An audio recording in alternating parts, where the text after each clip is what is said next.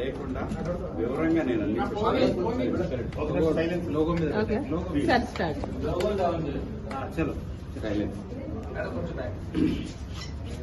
ఏదైతే తెలంగాణ మహిళా కమిషన్ వారు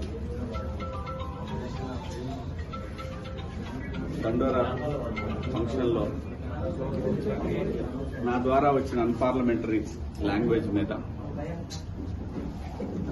నేను చెప్పిన మాటలు కొంతమందికి నెగిటివ్ గా కన్వే అవటం వల్ల వారు నాకు నోటీసులు ఇచ్చారు. ఆ నోటీసులకి సమాధానం వారికి సవివరంగా ఇచ్చాను. నా ఉద్దేశం నేను చెప్పానండి, ఇందులో అన్పార్లమెంటరీ వర్డ్స్ వచ్చినాయి.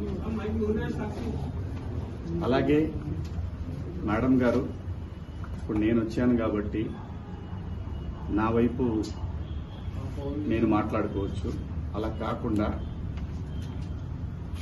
ఎవరైతే దీనికి బాధపడ్డారో వాళ్ల పాయింట్ ఆఫ్ వ్యూలో కూడా క్వశ్చన్లు అడిగారు. నన్ను అన్నిటికీ సమాధానం చెప్పాను. మేడం గారు ఏమంటారంటే, మీది ఒక ప్రజల్ని ఇన్ఫ్లుయెన్స్ చేసే మీడియా కాబట్టి ఇవాళ మీరు అన్నారు కాబట్టి రేపటి నుంచి అందరూ అయిన దానికి కాని దానికి